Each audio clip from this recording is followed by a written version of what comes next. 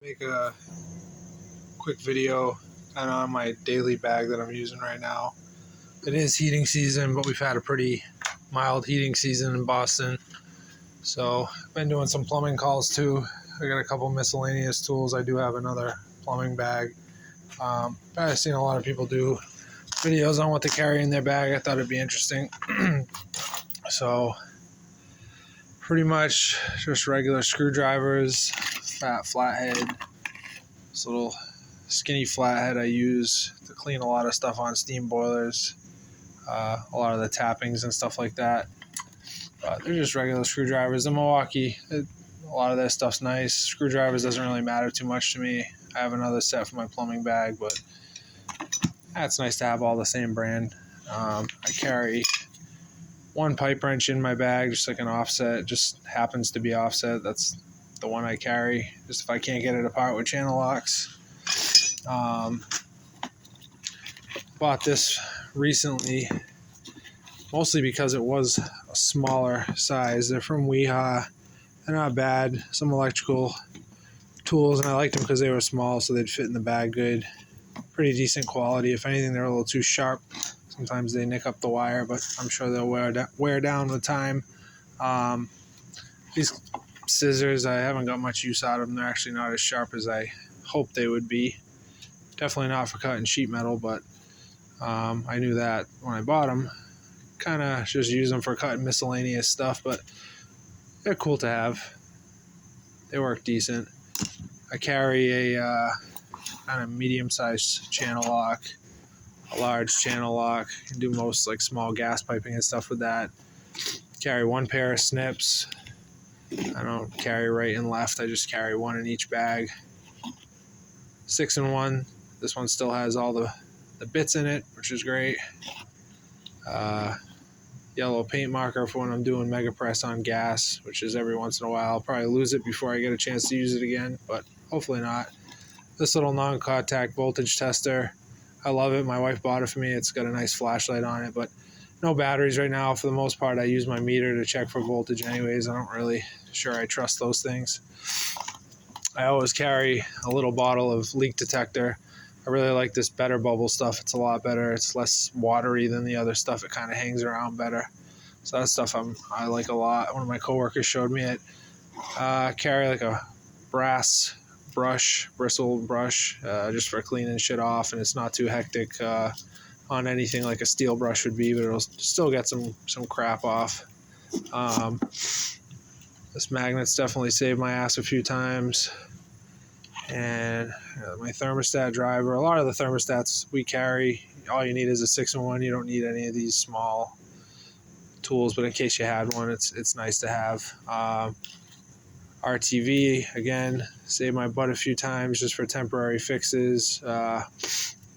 Good stuff. Not much else to say about it. High heat silicone. Carry a steam glass cutter. I have another one out in the truck, but it's nice to not have to look for it, and these front pouches on this bag are really nice. I do carry my rigid mini cutter. I don't use it most of the time. It is better quality than the Milwaukee ones that I have, but when I use it, I use it. When I don't, I don't. But it's nice to have there for random stuff. This I haven't got a ton of use out of. A lot of furnaces it doesn't work on. I don't work on a ton of warm air systems, so again, not many opportunities to use it, and then some models it doesn't work. Disposal wrench, kind of random. I don't really do too much plumbing out of this bag. Got some box wrenches. This one's from a Wiesmann kit I have. It's like, what is it? 9 and 8 millimeter. So it's useful on a lot of high efficiency stuff. The 7/16 is pilot tube on gas. That's nice to have, so I don't screw them all up. It's definitely another size I need to have in there for the thermocouple, but I haven't found it lately. And I'll have to log that down and find it. Keep a little piece of scratch just to clean flame sensor or whatever. Stubby screwdriver. Pull that out every once in a while. I have over here a small pair of channel locks, which come in handy all the time. Small adjustable wrench.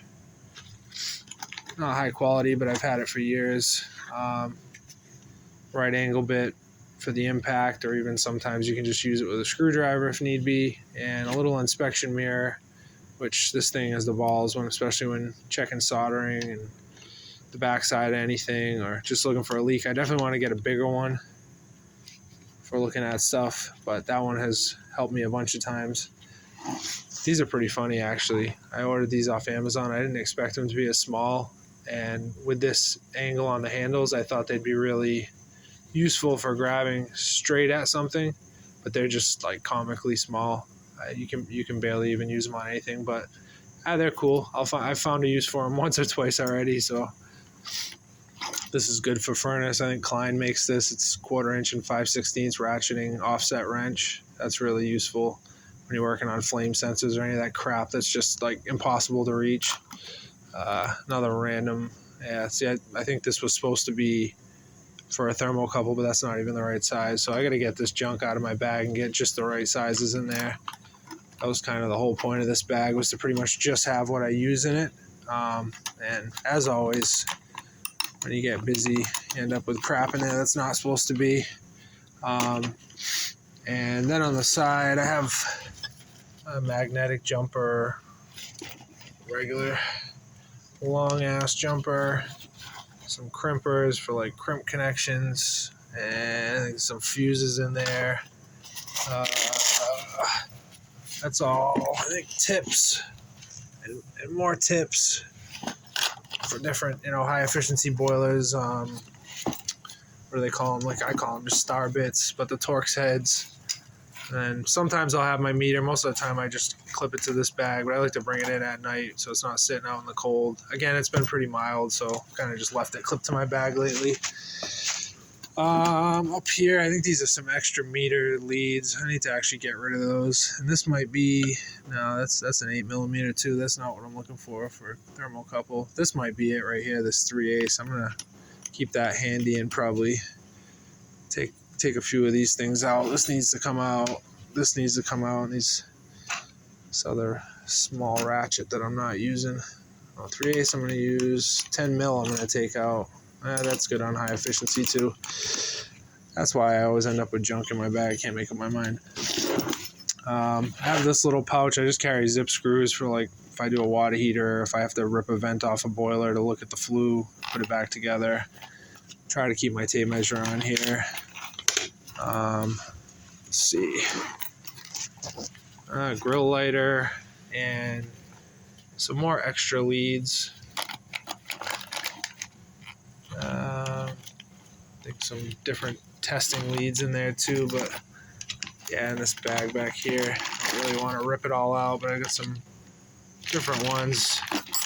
I moved all the probes that I use a lot into the field piece bag that fits. In here, I don't have anything. I think I'm going to put my jumpers in there. Yeah, this bag's awesome though. Veto shit is next level. It's totally made for what we do. In here, got some of these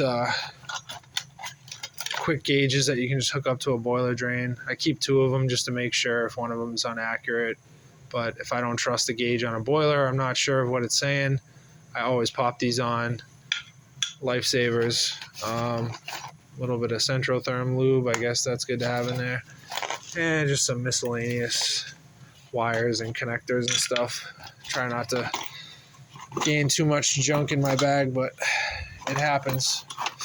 And then pretty much what I've been doing is to split the plumbing and heating stuff. Eventually I'll probably upsize. So I have like my Allen keys in here, metric and standard. So whether I'm doing heating or plumbing, I can just grab this little bag. And I got these 2 mini cutters from Milwaukee. They're okay. You gotta take your time with them or else they'll run a little bit on you, but they're not bad. I had a new 4-way key I just had to get for a commercial job at a grocery store in Roxbury. I couldn't find mine. It's probably around somewhere, but it's my 5/16 I've had since like I think 2007. The handle's all gone, but I can't let myself get rid of it at this point. I've had it for so long. That's one of the only original tools I've had since I got out of high school. started in the trade, so a little bit of nostalgia. I just got some new PEX cutters because I just remodeled, did an addition at my parents' house, and my PEX cutters were dull as shit from cutting PVC with them all the time. Another random box wrench, marker. These little bags are awesome though. It's kind of just a quick go bag, and I surely could set it up better. I'm always trying to improve on it. And here I just have like my level again because I don't really need to carry two. It just splits in between my plumbing and my heating bag. Another jumper, it looks like. And I have my regular rigid cutter. I have a bigger one in the truck for like DWV copper, but I don't use that too often. And some heat grease, and that's pretty much it in this bag. Temperature, a little thermometer, some weird wire strippers that I don't really use. But yeah, what a mess. Now I gotta clean it up. Yeah, I was just over at this steam job doing a maintenance. We were out here for a no heat call. We ended up replacing the intermittent pilot control because this had been switched over about 5 years by another company, and at this point yesterday I wasn't getting constant voltage to the between MV, PV, and MV, so my common and the main valve, and it would just kind of cut in and out and take like 15-20 seconds to actually light the main valve. Put that guy in and put a new pilot assembly, and first time trying the zip tie trick where you zip tie the zip ties to each other instead of another object. It's supposed to avoid rubbing out. This is not an AC unit, so there's not a lot of vibration, but I think it looks cool, and it's a good idea to avoid shorts. And I don't know how sensitive the sense and spark cable is, so I figured I'd try it out. Other than that, just kind of did the best I could for a skim. I couldn't get that skim tap out, that's for sure, so I did the best I could to clean it, and put some new main vents, put new vents on the radiators upstairs, kind of gave it a once over, and now it's doing its run, so I had some time to make a quick video, go up and check on things upstairs, make sure everything's heating up. But yeah, I don't know. What do you guys think of my setup? Let me know. Thanks. Bye.